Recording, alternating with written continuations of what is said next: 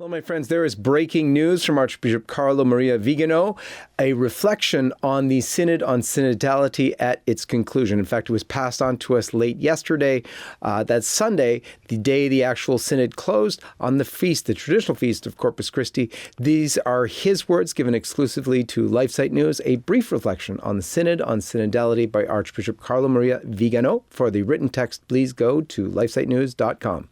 The Synod on Synodality that has just concluded is a perfect icon of the duplicitous and fraudulent nature of the conciliar and synodal church. The usual promotion of the globalist agenda is all too evident. The hierarchical subversion of gender equality is at the origin of the surreal discussion about the ordination of women, of which a pastoral experimentation has already been approved to begin that will serve in the near future as an alibi for the official modification of doctrine on the sacrament of holy orders. In the same way, the acceptance of LGBTQ plus ideology, which is also a globalist objective, was obsequiously transposed to the Synod after the premise was laid in fiducia supplicans. The deep church acts in total rupture from and in opposition to the ecclesial body, exactly as the deep state governs against the interests of citizens.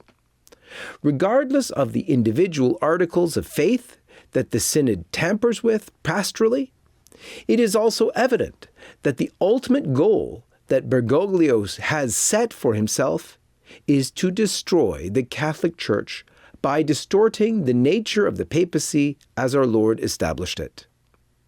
The Church of Jorge Mario Bergoglio is a synodal church. Therefore, it is neither monarchical or divine, but democratic and human. Its authority is not vicarious of the sacred power of Christ, but rather a false and deceptive expression of a supposed will of the people. Or even worse, it is a sign of the Spirit that a subversive organization is hiding behind. The people of God are being deceived by false shepherds and mercenaries. Everything in the words and actions of the synodal church is a lie, because its purpose is to impose by authority, under the guise of a request from the grassroots, things that no faithful Catholic has ever asked for, because they contradict the teaching of our Lord.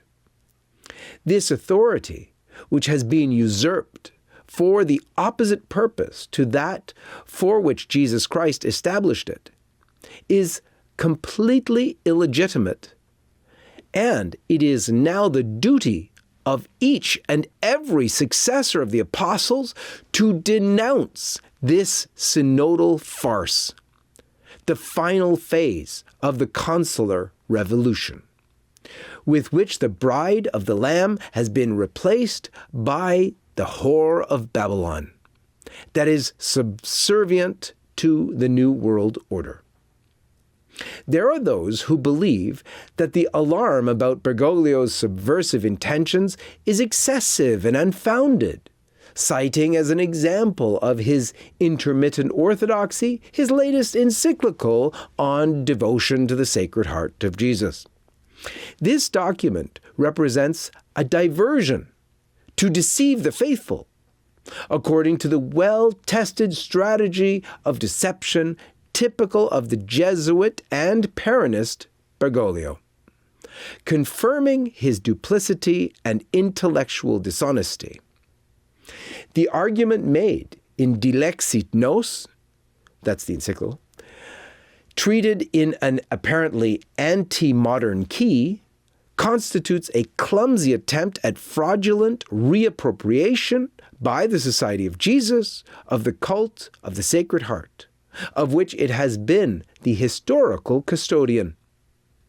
This devotion, which arose to counter the Jansenist heresy, will inevitably be distorted to give the appearance of theological rigor to the opposing heresy. That is, to a form of doctrinal and moral laxity that admits everything as morally permissible because it has supposedly already been healed and forgiven by the infinite mercy of God.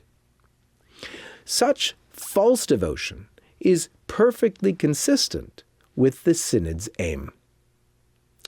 Signed, Carlo Maria Viganò, Archbishop. Domini Nostri Jesu Christi Regis, October 27th, 2024. For LifeSite News, this is John Henry Weston, and may God bless you.